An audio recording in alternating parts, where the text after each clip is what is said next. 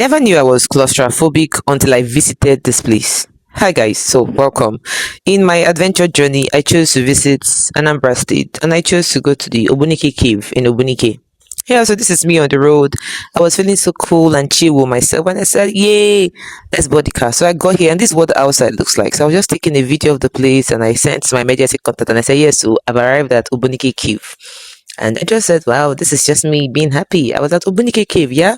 Something to be happy about. So I met the tour guide. The guy charged me money. He said to take me into the cave, 5k. And I said, what about 3k? He said no. So I said, okay, let's pay 4,000, which was done as a transfer. I was happy because one of my goals for this year is to go on about 6 solo trips. First touchdown is Anambra, and I had to go to the Ogbunike Cave. So for this trip, I had other activities lined up. Now, so when I got here, tour guide said I can't go in with my shoes, and I was like, "Why?" He now laughed and said, "It's a holy ground." It was later I got to understand why I could not go with my shoes, so I had to pull off my shoe. Then he said I needed to drop 1,000 there. I said 1,000 again. He said yes, so I kept quiet. So I dropped the money, and when I dropped it, I was just looking around because everyone was just giving me how far. What if they kidnap you here? What if you could tell your papa? So the guy took the money and he went down and he made a bit of would I say an incantation. He called the spirits and said, "Oh, we are coming in, oh, we are coming in, it's for peace and it's not for what." So I said, okay, I was just enjoying the feel because for me I just wanted to know what exactly was happening and why he had to make such incantations. Now, before coming down the stairs, the first tour guide I met told me was 312 steps. And I said, what's that? I practically do 312 steps every day because I constantly walk from morning to evening. So, what is 312 steps? No big deal. So, coming down that place is no big deal. But you see, going up, we'll talk about that. Now, if you're going to visit Ogbunike Cave, please ensure you're coming with nothing less than a purse and maybe your phone. Don't be like me. I carried a large bag to this place. Now look at here is where the sacrifice is made by the corner, and this is him coming back up to meet me after he had done the incantation. So he helped me, he took my bag and dropped it in the cave. Now, in this period now, right here afterwards, I couldn't make a video, but I would just attach a voice clip of what went inside that cave. Now, in this particular cave, I saw writings on the wall. I was going to ask him, but I got too scared to even ask him, and I got tired. So, here is the first bath parlor. And then he showed me the second one. So here is the second bath parlor. And then he showed me the Python temple. And then he showed me the third bath parlor. And then he showed me the access to the mountain, And he said we could climb that. So I said, okay. I think I'm done. Where can we come out from? Let's go. We'll make it. Once more. Sorry.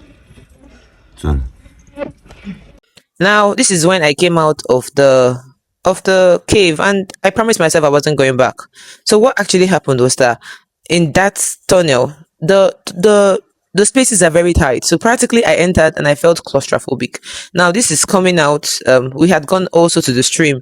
There's water coming from there in the cave. Water is constantly pouring, and that water is connecting to this other stream. That water is very clear. If you come close to the stream, you see the water from the cave is clear.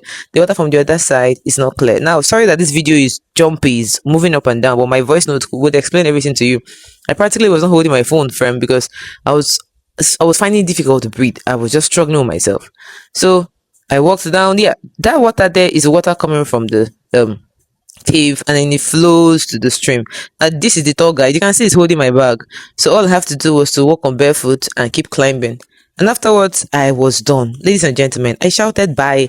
I entered the bike and I ran away. Yeah, before I finally ran, I told the tour guide one thing that for me, this is a major tourist attraction because for like how I got to know was that I searched online and I said, what are the tourist attractions in Anambra State? I also narrowed it down to Onitsha and I said, tourist attractions in Onitsha, places I can visit.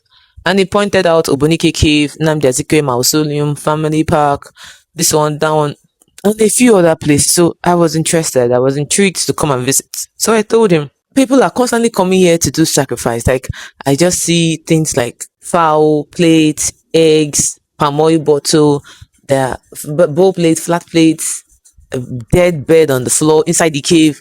Like it got to a point I had to close my eyes and pass because I was literally getting scared. I was also shivering like crazy.